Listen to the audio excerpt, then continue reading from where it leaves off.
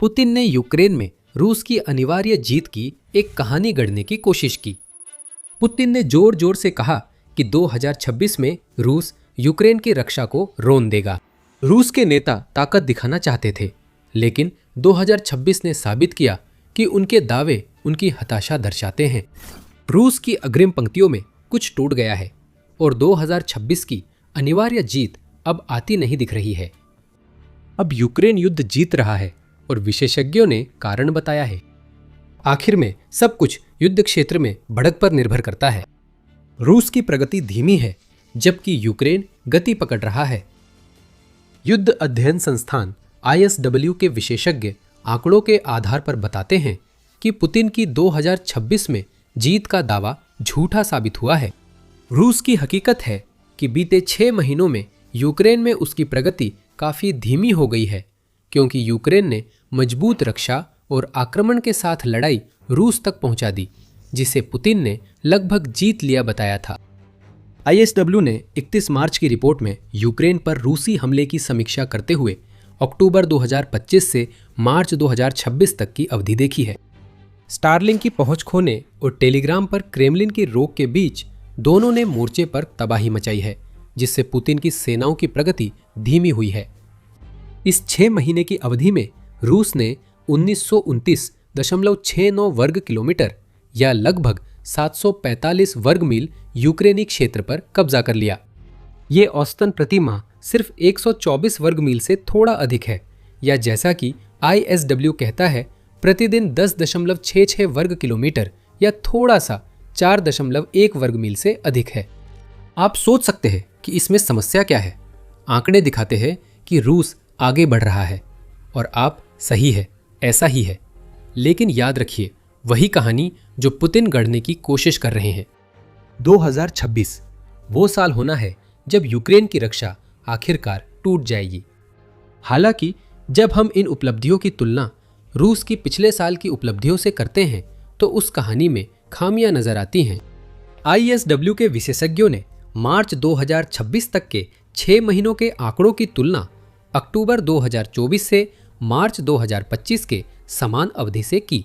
उन्होंने पाया कि रूस की सेनाओं ने उस अवधि के दौरान यूक्रेन के 2716.57 वर्ग किलोमीटर या लगभग 1049 वर्ग मील क्षेत्र पर कब्जा कर लिया। ये लगभग 175 वर्ग मील प्रति माह के बराबर है, जो कि 14.9 वर्ग किलोमीटर या 5.75 वर्ग मील प्रतिदिन होता है। आप यहाँ एक समस्या देखना शुरू कर रहे हैं। रूस को यूक्रेन को तोड़ने के कगार पर होना चाहिए था, लेकिन उसके युद्ध क्षेत्र में हुए लाभ एक बिल्कुल अलग कहानी बता रहे हैं। जो हम वास्तव में यहाँ देख रहे हैं वो ये है कि पिछले 6 महीने रूस के लिए बहुत बड़ी असफलता रहे हैं। अक्टूबर 2025 से मार्च 2026 के बीच रूस ने 300 वर्ग मील कम क्षेत्र पर कब्जा किया है, जितना उसने अक्टूबर 2024 से मार्च 2025 के बीच उसी अवधि में किया था। ये ऐसे समय में है जब रूस यूक्रेन पर पहले से ज्यादा लंबी दूरी के ड्रोन हमले कर रहा है, जैसे 24 मार्च का लगभग 1000 ड्रोन वाला हमला। सर्दियों में रूस ने यूक्रेन के नागरिकों को बिजली और हीटिंग की कमी से डराकर यूक्रेन की सेनाओं पर दबाव बढ़ाने के लिए हमले तेज किए। इनमें से कोई रणनीति सफल नहीं रही। रूस के हमलों के बावजूद यूक्रेन मजबूती से डटा है और रूस की धीमी प्रगति में ऐसी दिक्कतें पैदा कर रहा है कि पुतिन भी सोच में पड़ जाएंगे। हम जल्द ही उन समस्याओं पर पहुंचेंगे, लेकिन अभी के लिए ये सब यूक्रेन युद्ध में एक निर्णायक मोड़ की ओर इशारा कर रहा है। रूस के लिए हालात और खराब हुए, क्योंकि मार्च में वो वसंत अभियान शुरू हुआ, जिसके बारे में कहा जा रहा था कि वो यूक्रेन के लिए सब कुछ खत्म कर देगा। और फिर भी जो बढ़त मिली है वो पिछले साल की तुलना में कहीं कम है।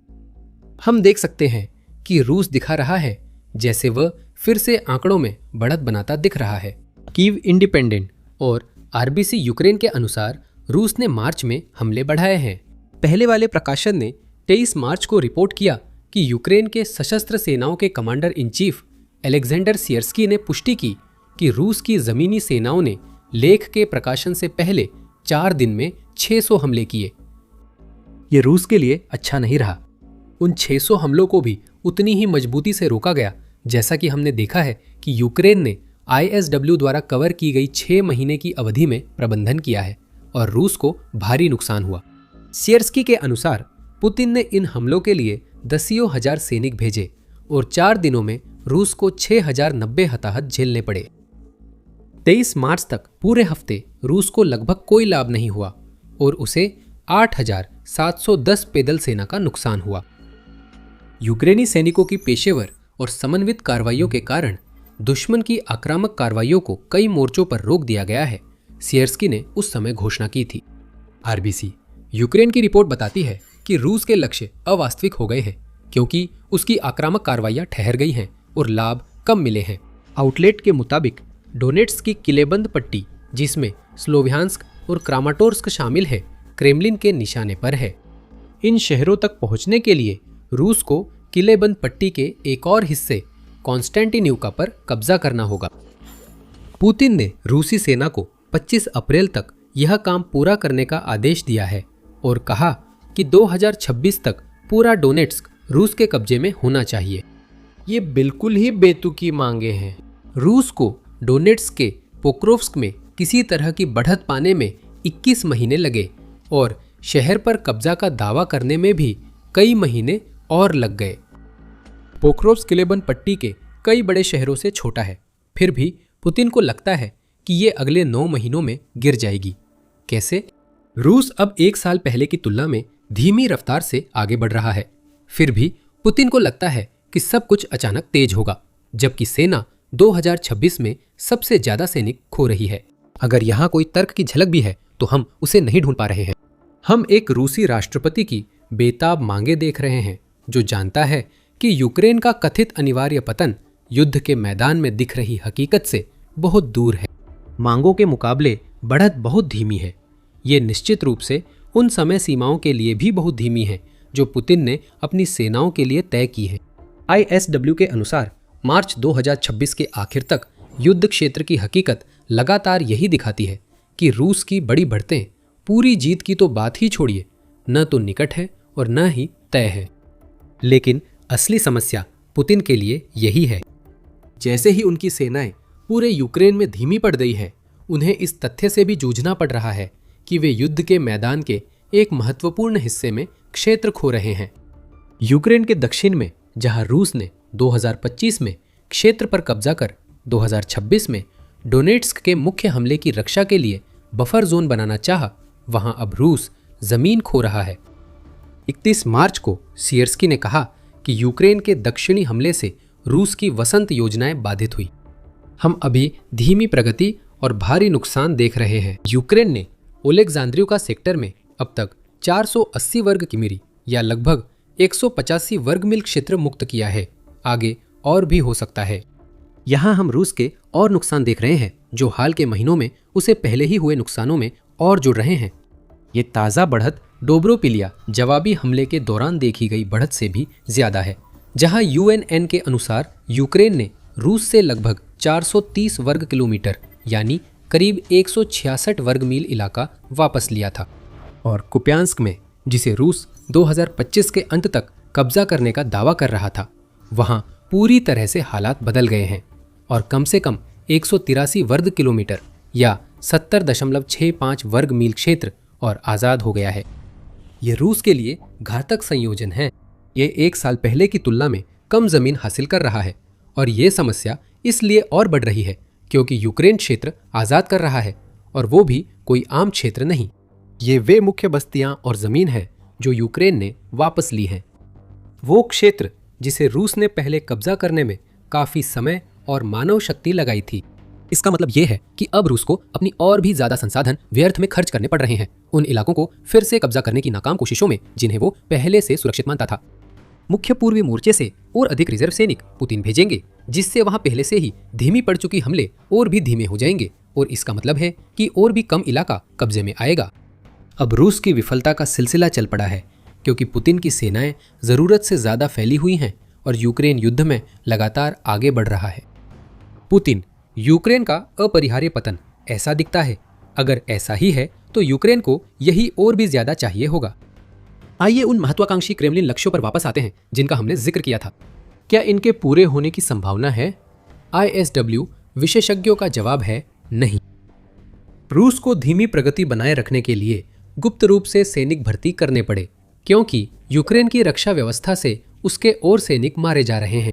रियाजान में 20 मार्च को आदेश जारी हुआ, जिसमें 150-500 कर्मचारियों वाली कंपनियों को 2-5 कर्मचारियों को रूसी सेना के साथ अनुबंध करवाना अनिवार्य किया गया। ये पागलपन और हताशा सैनिकों को जबरन स्वयंसेवी सेना में शामिल करने की साजिश है। ये इसलिए हो रहा है क्योंकि पुतिन जानते हैं कि रूस अपने लक्ष्य अलग अलग सैनिकों से हासिल नहीं कर सकता। यह कैसे हो सकता है? क्रेमलिन लोगों को कामकाजी जगहों से जबरन बाहर निकालकर लड़ाई के लिए भेज रहा है, जो इस बात का पक्का संकेत है कि यूक्रेन में अब तक रूस को आगे बढ़ाने वाले स्वयंसेवकों की धारा अब सूख रही है। हम रूस की उपलब्धियों का पतन अभी देख रहे हैं। सवाल है, ये कैसे हुआ? यही वो बात है जिसे हम आगे कवर करने वाले हैं। उससे पहले याद दिला दूं कि आप द मिलिट्री शो देख रहे हैं। हम आपको सिर्फ सुर्खियां नहीं, पूरी तस्वीर दिखाते हैं। आगे रहने के लिए चैनल सब्सक्राइब करें। तो रूस की धीमी गति का कारण क्या हुआ? यूक्रेन का जवाबी हमला, जिसके बारे में हम पहले ही चर्चा कर चुके हैं, इसमें बहुत बड़ी भूमिका निभा चुका है।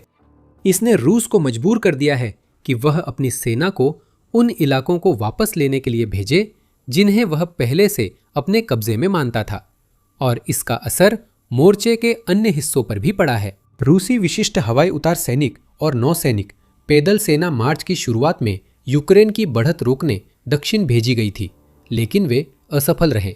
यूक्रेन उन मोर्चों पर जवाबी हमला कर रहा है जहां रूसी सैनिक कमजोर है। यूक्रेन के ताजा जवाबी हमले के कारण रूसी कमांडरों को सैनिकों की तैनाती में फेरबदल करना पड़ रहा है।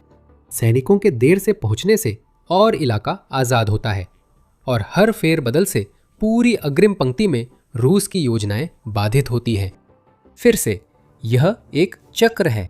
जब तक यूक्रेन ऐसा करेगा, रूस के पास इसका कोई जवाब नहीं है।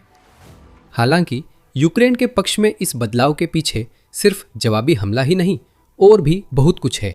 यूक्रेन के रक्षात्मक क्षमताओं में हुए विकास ने भी अब जो हम युद्ध के मैदान पर देख रहे हैं, उसमें बहुत बड़ी भूमिका निभाई है। हमारा मतलब मारक क्षेत्रों में एफपीवी ड्रोन की बढ़ती तैनाती से नहीं है, जो पहले ही पुतिन की सेना को मारक क्षेत्रों में तबाह कर रहे थे।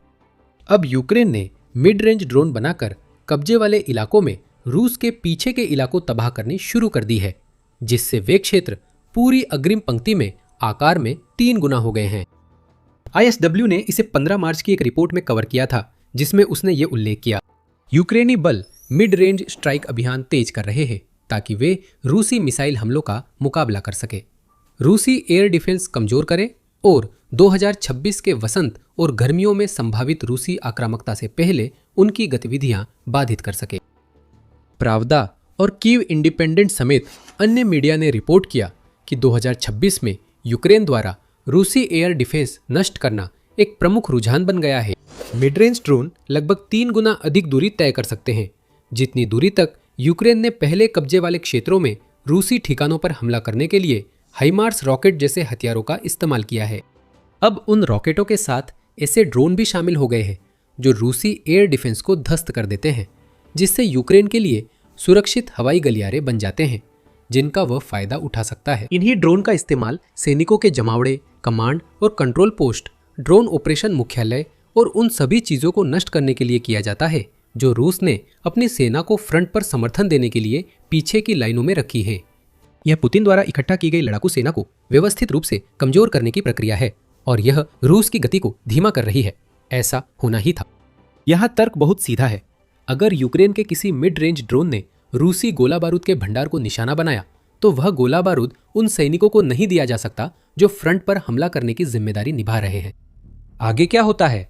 जिन सैनिकों के पास गोला बारूद नहीं है, उन्हें आगे बढ़ने का आदेश मिलता है और यूक्रेन के ड्रोन उन्हें मार देते हैं, इससे पहले कि वे कोई बढ़त हासिल करें।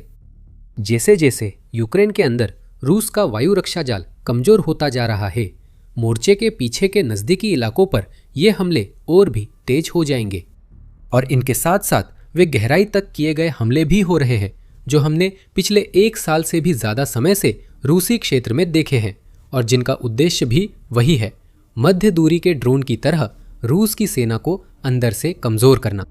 यूक्रेन ने मार्च में रूस के बाल्टिक सागर बंदरगाहों पर लगातार हमले कर मिसाल पेश की।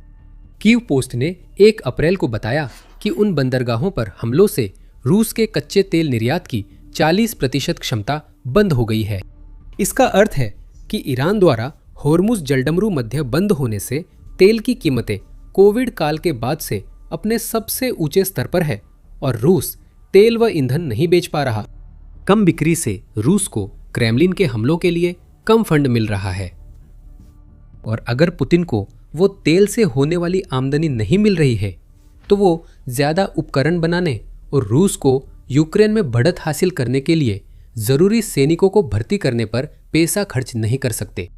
आप देख सकते हैं कि कैसे ये सब मिलकर रूस के लिए एक बुरे सपने जैसा हालात बन गया है। यूक्रेन ने अपने लक्ष्यों को सावधानी से प्राथमिकता देकर युद्ध के मैदान में बढ़त बनाई है, जबकि रूस की रणनीति में कोई बदलाव नहीं आया है और पुतिन ने अपने आक्रमण की शुरुआत से ही यूक्रेन पर सैनिकों को तोप के चारे की तरह झोंकने की वही रणनीति अपनाई हुई है। यूक्रेन के दक्षिणी जवाबी हमलों ने रूस के पूर्वी आक्रमण को बाधित किया है। मध्यम दूरी के ड्रोन पूर्व में सैन्य ठिकानों को ध्वस्त कर रहे हैं, जिससे और भी ज्यादा बाधा उत्पन्न हो रही है। रूस में भी यूक्रेन तेल और सैन्य ठिकानों पर हमले कर रहा है, जिससे रूसी युद्ध मशीन के काम में लगातार अड़चनें पड़ रही हैं। ये सब समन्वित और योजनाबद्ध है। ये यूक्रेन की बेहतरीन रणनीति है, जिससे पुतिन बौखला गए हैं और इस दावे से चिपके रहने को बेताब है कि रूस की जीत तय है।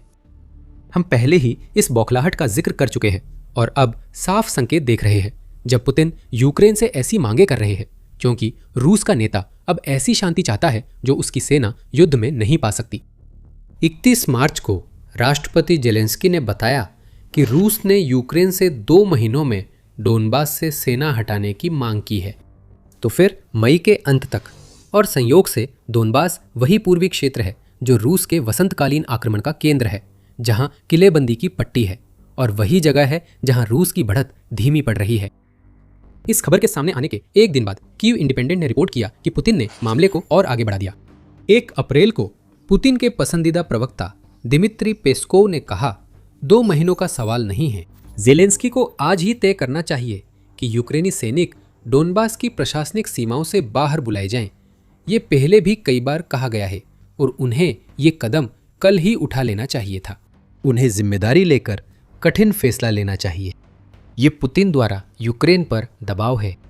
ये दबाव यूक्रेन को झुकाएगा नहीं। कीव ने साफ किया है कि वो शांति समझौते में डोनबास सौंपने पर विचार नहीं करेगा। रूस जानता है कि पिछले 6 महीनों में उसकी धीमी प्रगति उसके लक्ष्य के लिए काफी नहीं है, इसलिए वह नई मांगे रख रहा है। उसका लक्ष्य डोनेट्स्क पर कब्जा करना है, जिससे 2026 तक डोनबास गिर सकता है। ये पुतिन की यूक्रेन के पक्ष में हालात होने पर शक्ति दिखाने की कोशिश है। यूक्रेन के दक्षिण में क्षेत्र मुक्त हो रहा है और रूस का वसंत हमला बेहद बुरा शुरू हुआ है। यूक्रेन को इन हताश मांगों को मानने की जरूरत नहीं है। कीव स्कूल ऑफ इकोनॉमिक्स के अध्यक्ष तिमोफी मिलोवानोव ने 31 मार्च को बताया कि मार्च 2026 रूसी नुकसान के लिए रिकॉर्ड महीना बन सकता है, क्योंकि हताहतों की संख्या फिर से 30,000 से अधिक हो सकती है।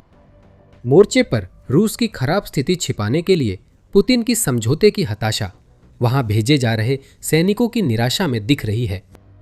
30 मार्च की यूनाइटेड 44 मीडिया रिपोर्ट से पता चलता है कि बढ़ती संख्या में रूसी सैनिक अपनी जान खुद ले रहे हैं, बजाय इसके कि वे यूक्रेन द्वारा अपने मारक क्षेत्रों में तैनात किए गए डरावने ड्रोन झुंडों का सामना करें।